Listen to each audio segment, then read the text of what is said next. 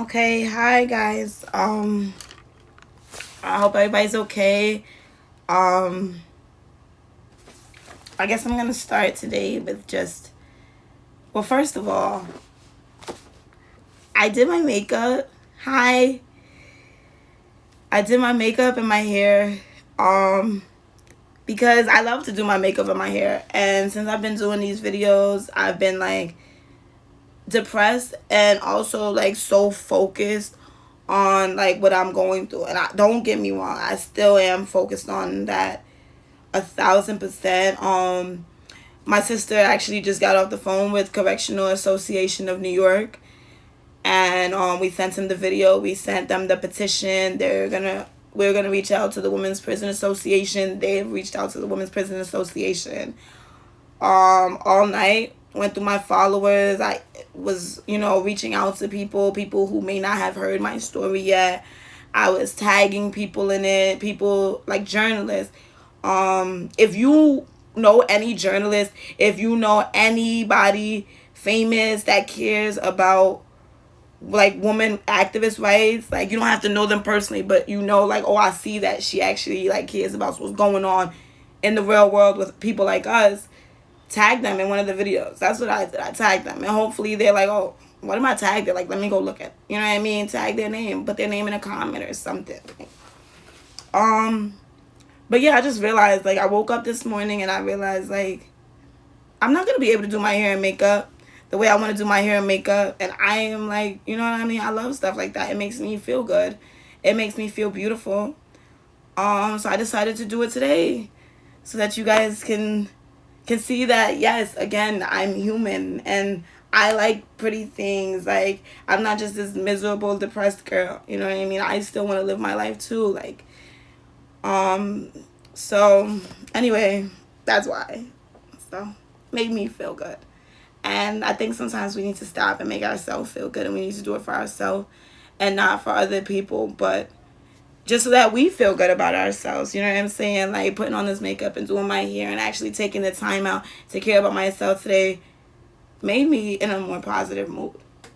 So, what else? Again, like I told you guys yesterday, of course, I talked to my lawyer. That was the only phone call that I had.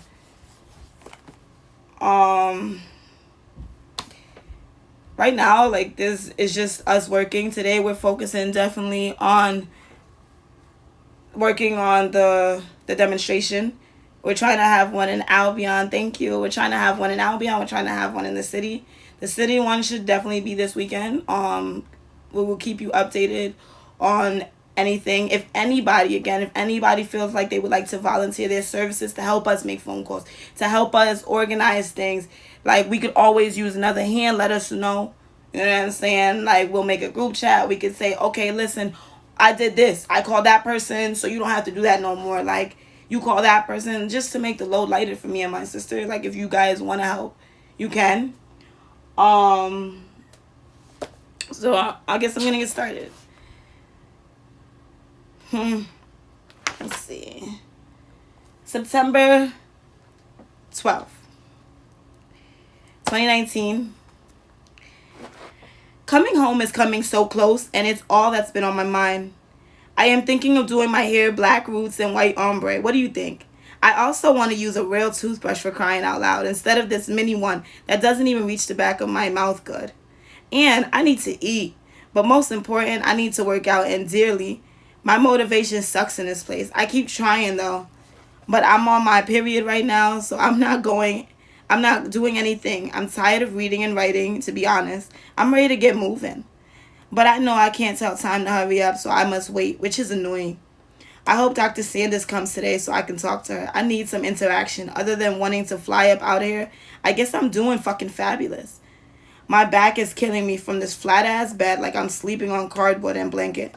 I'm gonna need physical therapy after this. Please, someone help me. Ugh. That's all for now. Smooches. I'm staying positive and doing walks outside so my legs don't give up on me from not using them. LOL.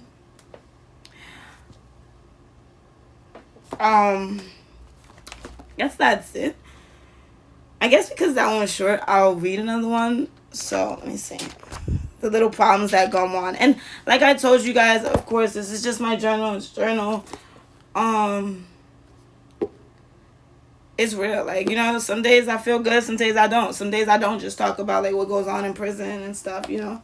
So let's see.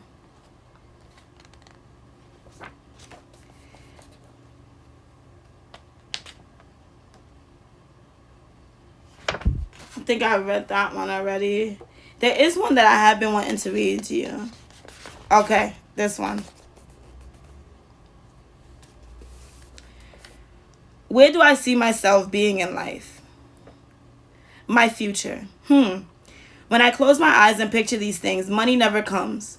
Only success. The pure happiness that I feel seeps through of all my chapters closing, but always remembered, like a milestone to my future. I see my family and additions, husband and kids. I've always wanted to help the world, and that I still will do. In every way, I wanted to help kids follow a new road. One that I haven't paved, one with options, one with joy, one I've always dreamed of. My mind being content is when I can say I've changed. I've helped, I've lived, we've conquered. My mother always says, think of how people will remember you. I want to be a woman of skill, of love, a woman who's creative, passionate. I want to teach people to love themselves in every way. That's why I want to go to school for psychology and cosmetology. The physics of beauty inside and out. I want to and I will. I am passionate. I am loving. I will follow my heart. I want success and all that comes with it. But true success is not one society claims. When I feel truly full, truly whole, when I've conquered the world one step at a time with love, that's my future. That's my success. So, that is where do I see myself in life. Today I definitely want to talk about something serious. The last couple of days I haven't really been hitting serious points like I did in my first video. And the reason for that is, you know, again, like I'm human. And I'm going to keep saying I'm human because I am. And I don't want to have to relive this. Even though I share this, my story with you guys, like when I get off this live, I have to relive this alone. You know what I'm saying? These emotions after I, you know, end my life, I'm still going through. And I'm, you know what I'm saying? I have to bear that throughout the day. But I'm okay with doing that because I know that it's causing other people to come up. Other people to step up and say how they feel and say what they've been through, you know? And I'm okay with being strong for other people right now. But there's things that I haven't shared to you. And in order for my story to really be told, I need to tell you guys the truth. As much as it hurts, as much as it pains, as much as I don't want to, I need to. So, my biggest fear always has been, I'm not really close with a lot of people. Of course, I love my family. The closest people to me my whole life, you know, as far as family, has been my sister, my mother, and my father. I'm blessed, you know, to still have my mother and my father. My father is 70 years old. And, like, I mean, I don't want to think like that, but I know that, you know, this world is not meant for us to live on forever. My biggest fear is losing them. You know, I already lost 7 years away from them. Is to go up there, whether it's for 6 months, 1.5 years, 3 years, and to never see my father again, to never see my mother again, to never see my sister again, to come home or get a phone call, you know. My father came up from Montserrat, which is where we live, recently. He didn't come up because I was going to court. He came up because he had surgery. He has multiple surgeries that he has to undergo because of his health issues. And there's a possibility, as you know, with surgeries that he might not make it. His surgery is on the 19th. My court date is on the 20th. I'm not going to be there for my father's surgery, and he's not going to be there for my court date, you know. And I'm trying not to think about that. But I mean, it's like, it really is just such a, it's like, oh my goodness, like, it's like when you're down, you're really down. Like, everything just happens at one time. It's just like boom, boom, boom, boom, boom. Like, it, and when you're happy, you're really happy. Everything good is happening. But, like, this could not be the worst time. You know, I've missed so much. You know, I haven't been able to be there for my family when they needed me most. And again, I can't. And I thought, I was like, oh God, this is great. Like, I'll be able to be there with my family, you know, as my father has to go through this. Like, they've been there for me in the past. So not only does, and I'm not even just saying for me, like, I don't really talk about my family much. You know, my sister, you know, my mother, my father. I only have one sister. It's not only affecting me, you know, it's affecting them. It's affecting my boyfriend. Like, to see him cry, to see my sister cry, to see my parents cry. Like, this house, you know, as strong as we're all trying to be right now, like, it's like just, it's dead. You know what I'm saying? There's no life in this house right now. Like, it's all just, like, I'm not the only one that's hurting. You know what I'm saying? From this. And my lawyer told me yesterday, she said, oh, you know, in the sentencing, like, not the sentencing minutes, but basically, like, when the officer who I threw on, wrote a statement on me, he basically said, like, I think that she does stuff like this because she has no family. I don't. You know what I'm saying? Everybody has their reason for why I act the way I act.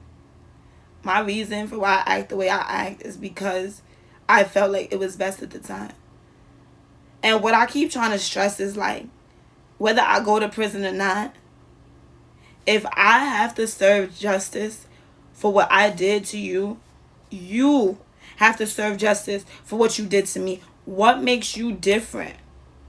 Why is it that the laws does not, like, and there's a lot of people, there's a lot of controversy. There's some people saying, oh, like, she deserves to go to jail or she deserves what she gets. Then that's cool. I'll take it. But if I deserve to go to prison, so do the officers that starved me. So do the officers that beat me up. So do the officers that wouldn't give me pad, that did cruel and unusual punishments to me. Is that not a crime anymore? Is that not a crime to be abused physically anymore? Like, that is confusing. Or is it because they're an officer? What, does that make them untouchable? Are they no longer human? Do the rules of justice no longer, like, you know what I'm saying, apply to them? Suppose I would have died. They probably wouldn't have even been charged for murder. You know, I would have just been another face, another number, another person who died in prison. So it just aggravates me so much where it's like everybody is quick to point the finger at me and be like, oh, well, that's disgusting. Like, look at what she did. That's fine. But I ask you, same people, if what I did was disgusting and look at what I did and I deserve to get the book thrown at me, I will happily take that book. But then in the same breath, you guys need to also be like, look at what they did to her. If she has to serve time, so do they. So regardless of what happens in this outcome, I'm not going to stop until I get my justice. Because at the end of the day, no matter which way you flip this, you know what I'm saying? If they don't have to serve time, I don't have to serve time. If I have to serve time, they have to serve time.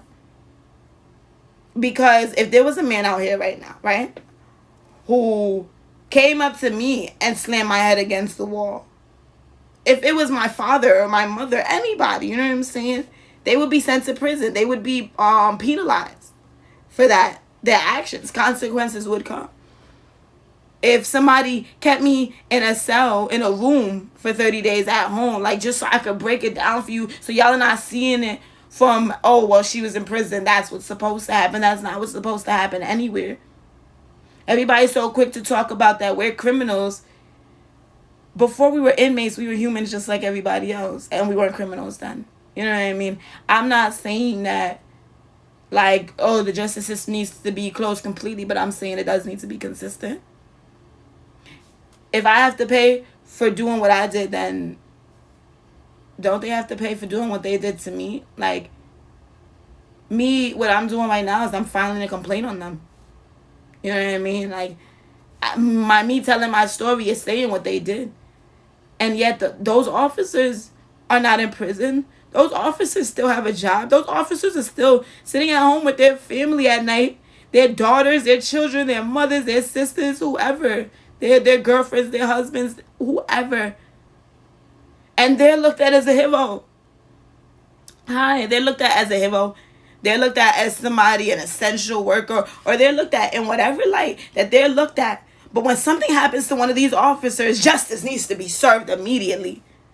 Where's my justice? Where's my justice? I've never not been okay with taking the consequences of my actions. Never. You know what I mean? I've always taken the consequences of my actions, even if I felt like it was unjust. I'm battling with myself right now because part of me wants to go to trial, and part of me just wants to say, like, I did plead out. Like, it's just so hard, like, for me to keep strong, and I keep having to tell myself, like, you got this. A good outcome is going to come no matter what. And it is, because I'm going to make sure of it, you know. I'm going to make sure that a good outcome comes no matter what. I'm going to make sure that I get justice for myself. And it's just so sad that I watched, like, I talked to these officers, I talked to the captains, I literally talked to anybody who walked past my OB cell when that was happening to me, and I begged them for help. I cried out for help, and I was like, yo, like, this is what's going on. Like, she's not feeding me. I haven't showered. And these same captains, officers, superintendents, you know, Albany walked past me like I was crazy. I think that people think because you have a mental health issue means that you are not functional. You are not capable of understanding. Like, the way they used to treat me in OB was like I was just retarded. Or like a little kid, when a little kid says something and it's like, oh, yeah, okay. Like, we understand what you're saying. Oh, look at her. She's throwing a temper tantrum. I'm a grown woman, and I want to be treated as such. I do suffer from mental health that I am not taking away, and that I'm okay with.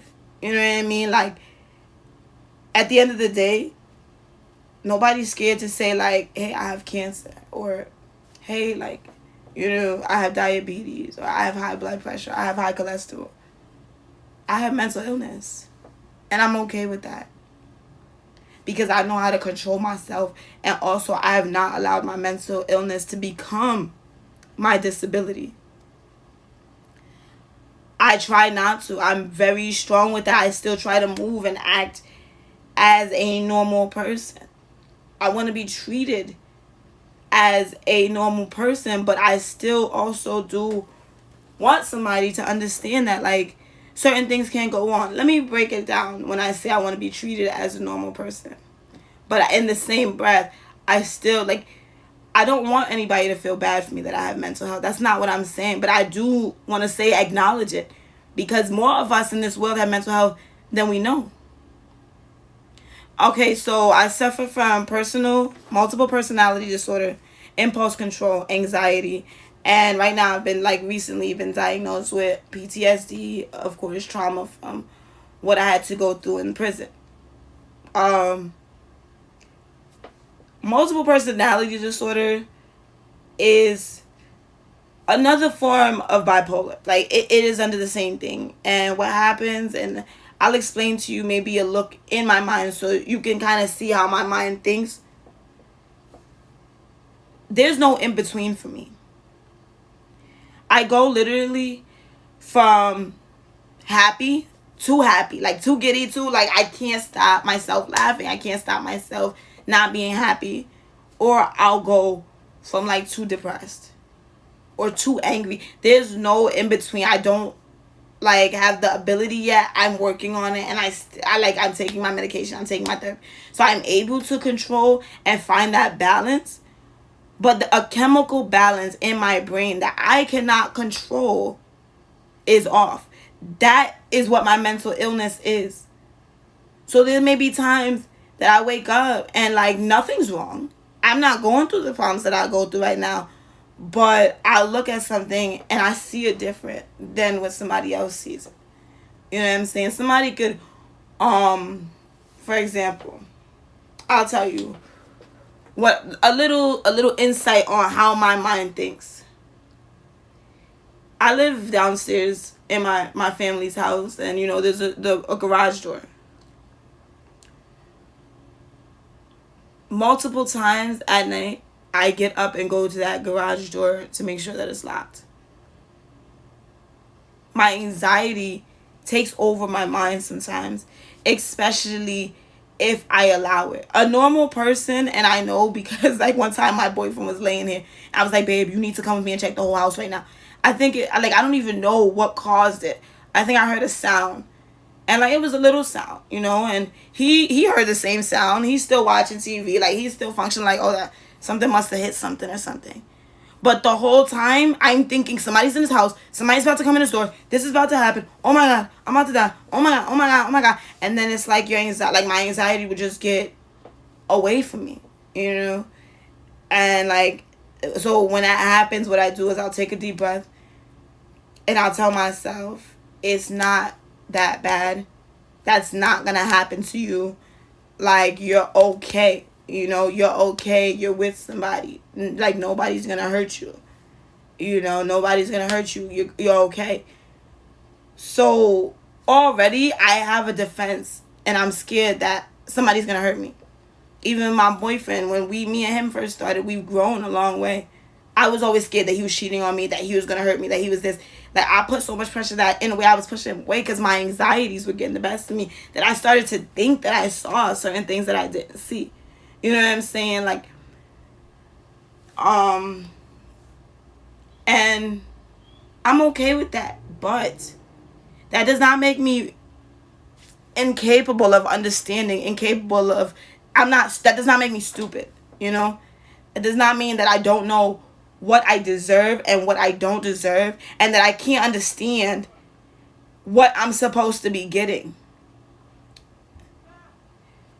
And it's messed up because there are some people that like do suffer from a mental health illness that is way worse than mine. Schizophrenia, like there's some autism, there's so many, you know.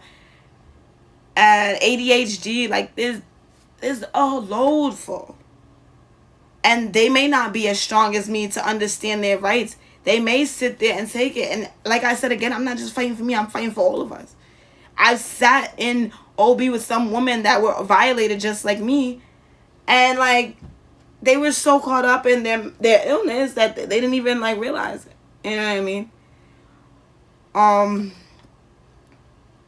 But I just want people to stop looking at it as something I can control. People often call me crazy and, you know, oh, she's deranged, or what's wrong with her? She's always bugging, or she's crazy, she's bugged out, she's this. Like, my mind doesn't think like yours. And until you understand that my mind doesn't think like yours, then you're always going to think I'm crazy. It's not anything I can control. It's like saying, oh, what's wrong with her? She's missing, like, you know what I'm saying? Like, what's wrong with her? She can't eat sugar. She can't take sugar. Nothing's wrong with her. She has diabetes. That doesn't mean that she's not beautiful, that she's not smart. People look at what I suffer from instead of the person that I am. And there's a lot of people that suffer from mental health, people that don't even know it, the officers that abuse me. I don't care what they say. I know they suffer from mental health. I know that they were traumatized somewhere in their life for you to do something as cool, because I can't even picture starving somebody, especially somebody that it's not like, okay, like, for example, if I'm in the dorm and I don't give a girl food, it's like, girl, you're going to find food from somewhere.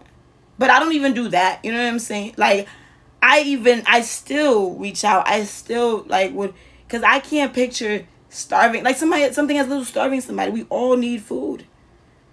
Something has to be mentally wrong with somebody to do that. And if I can see that something's mentally wrong with you, see that something's mentally wrong with me. See that I wasn't in my right state of mind. That, you know. And at the end of the day, I wasn't in my right state of mind, not because of my mental health, but because I endured that trauma. I didn't come in OB the first day doing that. I came in OB to get help for myself and my issues and my problems. And I endured that trauma. And like I told you, my mind thinks different. So what my mind was thinking was, oh my God, I'm going to die in here. They're going to kill me in here. After somebody came in my cell and beat me up, after they starved me, after they refused to give me food, after they were degrading me mercilessly, like, my anxiety, the way I think, the way a normal person would think, like, I don't care, like, I'm going home in a year, right? Or I deserved it, or whatever a normal person thinks. And I can't say what a normal person would think. Why? Because I'm not normal. And I am normal, I am human, but I don't have the mindset of most people. So what I'm thinking is, oh my God, they're going to kill me. Oh my God, they're going to kill me. Oh my God, they're going to kill me. I'm not going to make it home. I'm going to die. Tomorrow, like, this office is coming. Again, it was 30 days of this torture. It wasn't 1 day. It wasn't 2 days. And this is not the first time that it happened to me. This same thing happened to me in 2015. And I refuse to let it get that bad again. I refused to allow them to get me to that point again. So what I thought was that I had to protect myself.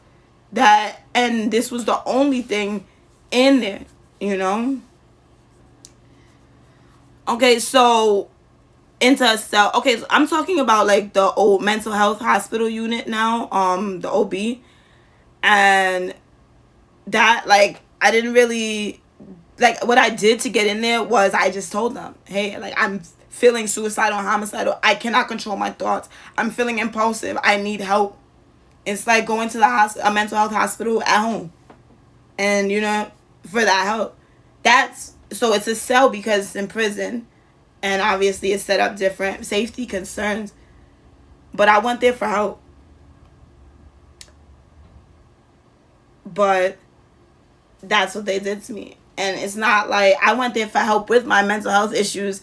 And you did, like, it's not even like you just left me alone and didn't help me. It's like, all right, well, that didn't help. But you made it worse. You antagonized somebody that you see is so weak and vulnerable. You literally kicked me while I was at my lowest point. I'm supposed to be going to prison because I threw feces on an officer. That's why I'm going to prison. I threw feces on an officer because I was endured of 30 days of pain, and I thought in my mind at this time, and this is why I'm saying I'm not in my right state of mind, that they were going to kill me if I didn't. Yeah, of course you can ask the question. I definitely, no, you're okay. I'm supposed to be going to prison August 20th. That's what I'm doing these lives and petitions for, to try to fight for my justice to not go to prison. I threw feces on an officer. And the more I say it, the more I realize, I'm not sorry for what I did. And if I have to go to prison, I have to go to prison. But what I do want to explain is I was tortured for 30 days. If a woman was in a basement, right? Let's say a woman was put in a basement or a cell or wherever, in the free world. I'm not even talking about prison. I was in SHU for 12 months. SHU is also a cell. I was in mental health unit for 30 days. And that was during the time I was in SHU. I went while I was in SHU. The reason why, I'm not saying that I'm justified, but at the end of the day, I don't feel like I deserve to go to prison for what I did. Because look at what they did to me. It's like everybody is missing the biggest point of why she did that. It's like, oh, she's dirty or she's disgusting. She deserves to go to prison. I was fighting for my life. You could not tell me that I wasn't fighting for my life at that time when I did that. I was at such, I know that I expressed it in the first video, but I really need to express it because I don't understand. I don't think y'all understand truly where my mind was. Like I was so timid. I was so scared. I was so vulnerable. Literally, I was raw. Every little thing was making me cry and like scream. I was pulling my hair out. I was so like just gone, you know. And so when you get to a point with your back against the wall, and if you have not had your back against the wall like me, you will never know what you will do in that position. You know, like, for example, I look at a show like Survivors, right? And I'm like, oh, I would never eat that. Like, or I would never do that. But it's like, you don't know what you would do unless you're in that exact situation. You know what I mean? Like, you don't know what you would do at the end of the day. I don't know what I would do if, let's say, see, for example, like, I can't even express it. Like, if I was a woman and I lost my kids to the system, if I had kids, you know what I'm saying? So, because I've never had that happen to me, what right do I have to say, oh my God, that woman is wrong for what she's doing? I don't know how that pain feels. You know, I don't know how it feels. So, at the end of the day, it's like, nobody knows how I feel. And I see that people, like some people, a lot of you guys are supporting me. And I'm so appreciative. I'm so appreciative. And I'm happy that you guys can see, like, what I'm doing it for. Not just for us. Not just for me. For our next generation. For everybody. To be treated and viewed as human. And for this justice system to stop being so favoritism and so unbalanced. But to really, like, really treat us as equals to them. I'm tired of being treated like I'm less than. I'm tired of that. Everybody's saying I deserve to go to prison. Let me tell you something. I don't even know how many people I can count have threw on officers. And I promise you they're not all in prison.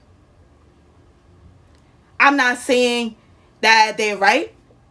But I'm saying if you're going to be consistent, be consistent. Like my second bid when I used the lock in the sock, if you guys watched the YouTube video that I did with the interview. I watched somebody, my first fight, a girl got her head bust open with a lock in the sock. That girl never even came back on a violation. She's home. She's doing good. You know what I mean?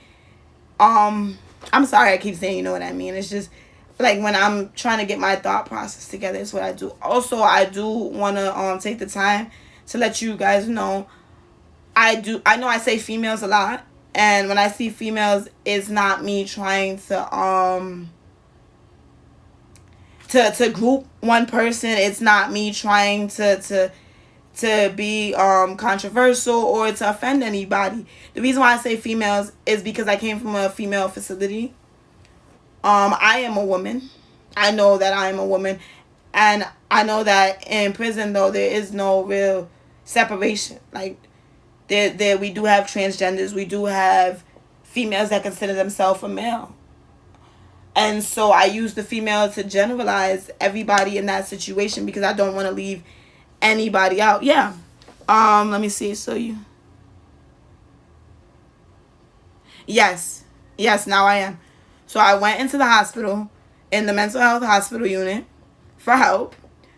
And while I was in there, they basically tortured me the whole time. Instead of trying to help me, they would not allow me to see the doctor or the therapist. They would not feed me. They would not let me shower. They let me sit in my blood. They came in my cell and beat me up. They tortured me physically, verbally, and like in any way that they could, they did it. And I'm not just talking about every officer. I remember there's one officer, I'll never forget her. I love her to death. And she told me, she was like, Tuitt, you need to get out of here. Like, you have to get out of here. They are going to hurt you. She was like, I could lose my job for saying this, but what they're doing is not right. What they're doing is not right to you. You need to get out of here. You know, she's seen it in my eyes. Like, she's seen that, like, I was hurting. And they see, like, how much I try. You know, I know that everybody doesn't see that, and it's okay. But some people do see how much I try. Yeah, they did. They beat me up in my cell. The one officer. He came in, another officer came in with him, like, and then the sergeant came and he basically told them, oh, the only reason I even came in her cell was because she was trying to kill herself. I'm not even just going to talk about me, because I want you guys to know now how deep it is. Whether nobody wants to come up with their story or not, there's a girl. Actually, I'm going to see if I can find her on Facebook and hit her up and see if she would do a live. I mean, it would be amazing for me. That was an OB with me. She also suffers from mental health issues. She came in and I don't know what she was going through because I was going through my other stuff, but she came in the mental health hospital and she was screaming. They were dragging her in. And you could tell, like, she just didn't want to go on. Like, she was really messed up, and I had to push my emotions to the side, and I had to tell her, like, Cookie, like, you could do this, you know? You can do this. Like, you have to go. And you have to get through this. You have to calm down. Like, I used to talk to her until she would stop crying. I wish I could have held this girl. I wish I could have went next door and held her. Like, she was breaking my heart. And she asked them for a letter. I don't know who the letter was for. She had a letter in her pocket and they took it from her. And she was like, please, I need that letter. I need that letter. I need that letter. Please. Please, let me just keep this letter. It's a piece of paper written, a letter. They wouldn't let her keep it. They were antagonizing her too. They were making fun of her. They were like, basically, oh, you crying, you cry, baby, basically. And she, like, was losing her mind. And this only happened in, like, the matter of 2-3 days. She started banging. And she was like, come in here then, come in here. Like, because, I mean, that tortures somebody. Imagine, as a human being, all of us who have our insecurities and everything, not even just the physical abuse side. Imagine being locked in a room or a cell or behind a gate and somebody is screaming everything that you already have insecurities about at you while you're crying, while you're at your weakest point, and you can't do anything. You can't touch them. You can't grab them. And there's nothing you can do. You can't turn away. You can't walk away. Like, you have to sit here and endure and listen to that. I couldn't put my headphones in and try to ignore it. Like, there's nothing I couldn't do. I couldn't read a book. I had nothing in that cell. I had no choice but to listen to the screams of other girls who were going through their problems, but to listen to the officers who were antagonizing. Like, there's nothing for 24 hours a day in mental health. There's nothing. You in there with nothing but your mind, and that needs to change too, because that's the worst things somebody who suffers from mental health could be in there with, their mind. That's the worst thing you could leave somebody with. I'm telling you that I have mental issues, and you're gonna leave me here with my mind, nothing else. Anyway, she was screaming, come in here. I was like, yo, Cookie, stop, like, please, like, because it's not. I don't think that she was wrong at all. She was right. What they were doing to her was wrong. But I didn't want her to suffer anymore. Anyway, they said that, I don't know, because I can't see. All we can do is hear each other. And I think that's worse than seeing somebody, because all I hear is the cries. I don't know what they're doing in there. I didn't know if she was trying to jump off a sink, if she was trying to harm herself, and I could not see her. They went in there. They said that she was trying to kill herself with a string. Now the string, I wish I could show you guys what this string that they came out with looked like. You know the string comes out of your clothes? Like a thread? They said that she was trying to wrap that around her neck. That's fine. Whatever. Okay, you guys are trying to get her safety and whatever. They like to make up these excuses of reasons why they're helping people or reasons why they had to beat somebody's ass. There's no excuse for that. So you're saying that she tried to harm herself and that you want to protect her from harming yourself before grown men go in there and beat her up? So you're harming her. That's not the only story. You know what I'm saying? There's so many stories of so many women. And it's like, it sticks with me. Like, I've seen so many women break down in it. I remember this one woman, 2 weeks before she was supposed to... Yo, this story that I'm about to tell you is so sad. Like, and like I said, that's why I don't want to take the spotlight just on myself. That's why I keep begging y'all to come out with these stories. Even if you know somebody, like, come out with what you've seen, the stuff that you've seen. You don't even have to tell your own story if you're scared to. The stuff you've seen, you don't have to mention names and nothing. Let this be known. Let this be known what you've seen, the stuff we went through. I saw with one lady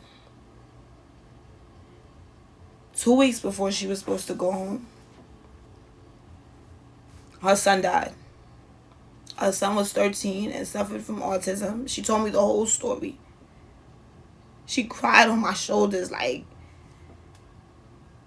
I didn't want to, like, it was points in my bed where I knew I was going to do this one day.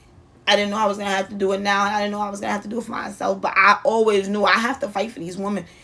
Some of these women are not capable of fighting for themselves. Some of these women don't even know how to write a proper letter. And I have, like, that's the reason why I took a legal research course. Not just for me, like, but for everybody. I have seen this. And I've seen the way they treat people. And I've seen the way they're like, oh, well, at the end of the day, like, she's stupid. They treat us like we're stupid. Like, we don't have nobody at home. They think that none of us have family at home. That we all just come from drugs and sex and all types of crazy stuff. And it's like, what do you think? Like, you know what I'm saying? We come from different parts of the world. Anyway,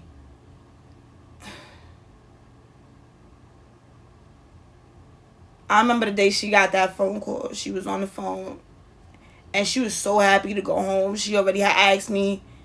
She was like, can you please do my hair? Can you do my makeup? I like doing stuff like that. I was like, of course. Like, you know, I got you, you know, for her release date. She was so happy. She's like, I can't wait to see my kids. Like, I was actually doing her hair when she was like, I got to get on the phone. All I remember hearing is a piercing scream. Like, she was screaming so loud. Like, there's no way that anybody in that dorm's heart was not broken. Hi. There's no way that anybody in that dorm's heart was not broken. Because mine broke into pieces before I heard what happened. Her son died. He was 13. And he had autism. And her baby father was selling drugs. Or had drugs. I don't know if he was selling it. I don't want to say that part. But he had something, like a little bag of druggies or something. And the kid ate through it. And overdosed and died. He didn't know that it was a bag of drugs. He didn't know that it was, you know. How do you block somebody? I don't know how to do this stuff, guys. Okay. He didn't know that, it was drugs. He, like, this is a little innocent child. You know what I mean? And it was so sad. Like, it broke my heart. Like, the heart, I could only imagine. I couldn't. Because, again, like I said, how could you know what you would do in a situation like that? Because her strength was crazy to me. I learned from her strength. Because I don't even think that I would. Okay, so click on the name.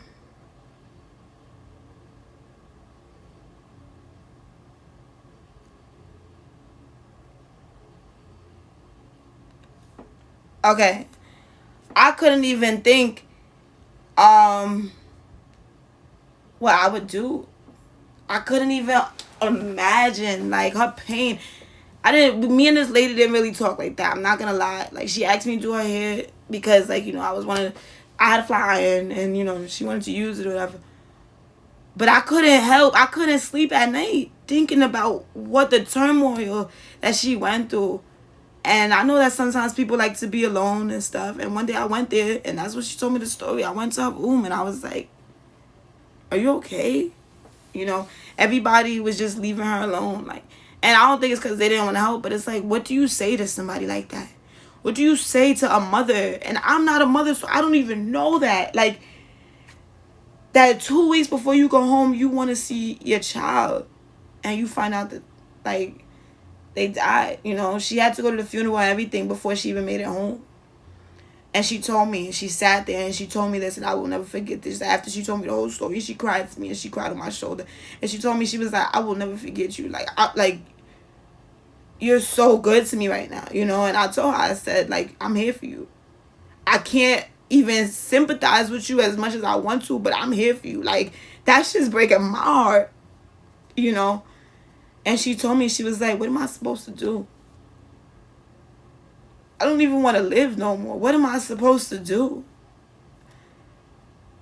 Going through all that. And she said, they don't understand that the justice system is meant to break us. She said, I was supposed to go home and I was supposed to get a job. I was supposed to do what I had to do. She said, I can't do that no more. I can't do that no more. How? How can I do that? She was like, I have no choice. As much as I don't want to, I have no choice but to do what I've been doing, hustling in the street. And it's not because I want to, it's because I have to save my kids. Like, not only did one of her kids pass away, but now her baby father is being charged for murder. So he's in jail. And she's like, I have 5 other kids. I have to be strong for them. I have to be strong for myself. And I have to take care of these kids. Who are they supposed to look to? And she's like, a job. And be realistic. And this is some realistic shit that she said that I never even thought about. People are lucky to have people when they come home. But really think about it.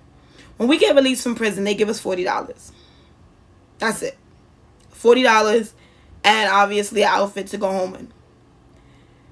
It takes at least 4 weeks to find your first job. It takes at least 1 or 2 weeks to get any benefits from unemployment or food stamp or anything. Right? And you still have to find clothes. Like, you know, you've been gone for a long time. You need clothes. You need shelter. You need food.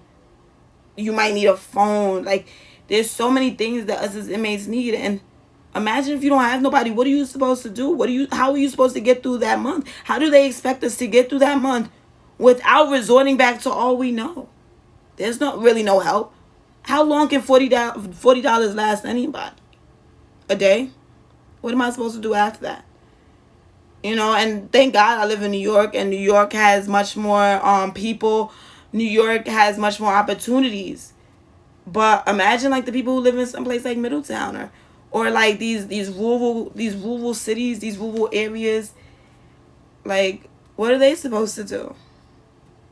What if they don't have anybody, no support at home? Since I've been home, I've heard of so many people overdosing and dying that I was locked up with. And that is sad because it's like, I'm sure their intentions was not to go home and do drugs. But maybe when they sat down at night and thought about the trauma they endured, maybe that's all they could do. Maybe they, like, you don't know what anybody suffers through alone until they tell you. And that's why I want people to start talking up before it's too late, before somebody ends up killing themselves or something ends up happening so serious and we're like, wow, we should have been watching. We should have been sticking up. Before it happens to somebody that we do know personally. You know, some of you may not know me personally. Some of you may sympathize but not sympathize as much as somebody who does know me personally, or sympathize even as much as me. But I try when I tell my stories to not just relate to what I've been through and to females in a correctional facility and males in a correctional facility. I try to relate to y'all on a regular basis. I try to tell you, imagine if you was in your house and somebody did this to you. You know what I'm saying? Or imagine, period, how you feel, how you think you might feel. Or if you've ever been through something where nobody else has felt like you. And somebody has looked at you like, what made you do that? And it's like, until you have done, everything has happened to you like it has happened to me. Not just what happened in OB, but everything in my life, you will not understand why I did what I did. You know, I will never understand why those officers did what they did to me. Like, I don't some girl said, oh, like, well, we curse at them. That's okay. Like, at the end of the day, like, we deserve it. She told me herself, like, she thinks that we deserve what we get from these officers. And it's like, so you're telling me that if somebody curses me out right now, that I have all right to starve them, that I have all right to treat them like an animal and to abuse them and torment them and torture them and subject them to cruel and unusual punishment because they cursed me out? Or is it because they made me feel bad about myself? Like, what is it what makes it right? And maybe I should ask this question. Maybe somebody can give me an answer. When is it okay to starve somebody? When is it okay to physically abuse somebody and torment somebody and torture them? When is that right? Because maybe when I could understand when that's right, I could understand what it is that I'm going to prison for. When does that become right? Are we going to lock a little girl up who was raped and tried to defend herself? Like, who wasn't going out there looking for trouble, who wasn't going out there killing people, we're going to lock her up for that? Because if we do, then what are we supposed to do? What should you just tell that little girl? I know, honey, that you got raped, but you cannot kill somebody. That's not right. No, it's not right that man raped her. And it's like, that's what they're trying to tell me. I know, honey, that they starved you, honey. And I know that they didn't feed you and they let you sit in your blood for days. That could have made me sick. That they let you sit in a cell with no running water, a toilet that didn't work, that I could not flush, so I had to smell my feces and my urine. That they would not let me shower, that they would not let me speak to a mental health nurse or a doctor. I know, honey, that you went through all of that for 30 days, and I'm so sorry that you had to go through that. But you cannot do that. Okay. But they could do that. They could do that. How else am I supposed to express myself? Was I supposed to die and then leave maybe a little note after they killed me off because I'm starving and I'm so hungry? How long was I supposed to let that go on? What people don't realize is, yes, I did that. But that same day that I did that, I was transferred back to SHU. I was heard. After that day I did that, they weren't starving me no more. You know why? Because it opened somebody's eyes and it's messed up. But they're the same. The rusty wheel gets the oil. The rusty wheel gets the oil. They weren't doing that no more to me because why? The eyes is open now. It's like, whoa, what made her do that? Now higher ups are coming down asking, why did she do that? What happened? So now it's like, they're not going to say what they did, why I did it. They're just going to be like, oh, I don't know. She's crazy. This is her. She's a monster. She did it for no reason. I didn't do anything. I'm so innocent. And it's like, I'm not trying to sit here and say that I'm innocent right now. So don't you sit there and say that you're innocent. If you got balls enough to do everything that you've done to me, be like, this is why she did it. Because we starved her. Yep. And we beat her. Yep. And we did this. If what you did was right, tell them what you did. Tell them what you did to me. Tell them what you made me endure. Not once, but twice. I grieved it. I got, I don't know where they're at. I can't find them. I believe that I don't even have them, but I know that there's documents of this, especially grievance has to keep documents. Everybody that I wrote, and I wrote them because obviously we don't have phones. I wrote all of these people when I got out of OB, and I told them, I asked to see the deprivation because they're supposed to give you a deprivation order.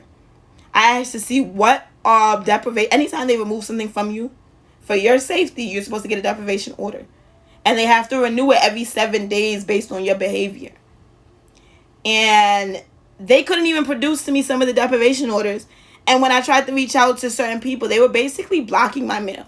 Some of my mail wasn't even getting sent out. There was times when my sister was like, I didn't even receive your mail.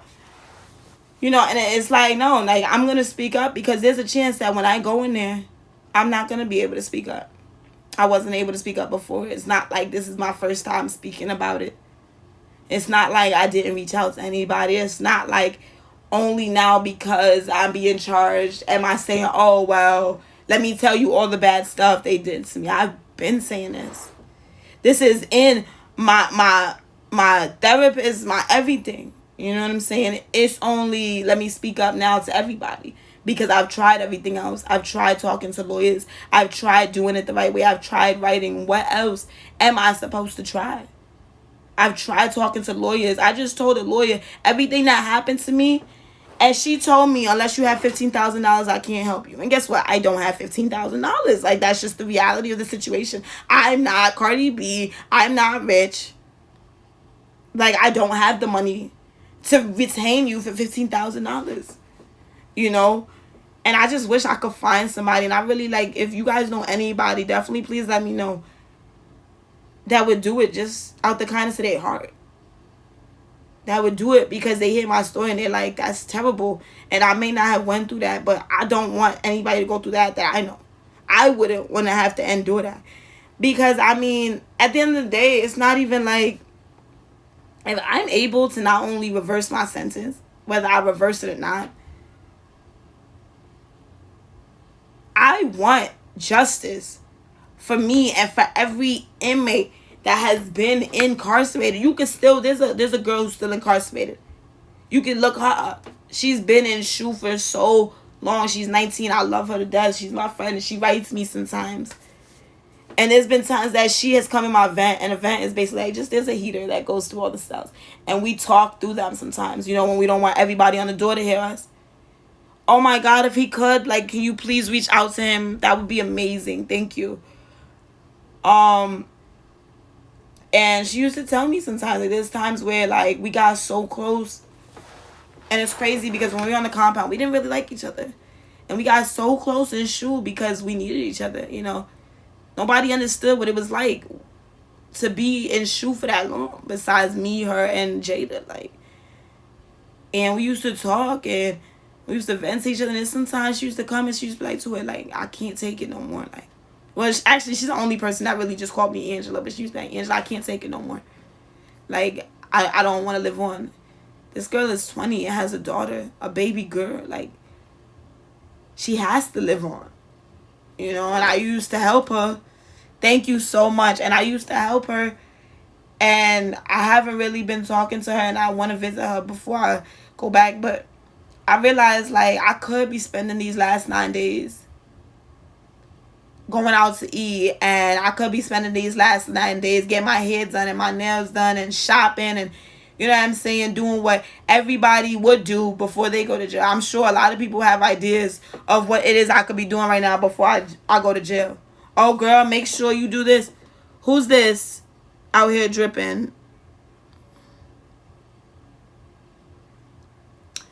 Anyway, it's like, oh, girl, make sure you do this or do this before you go.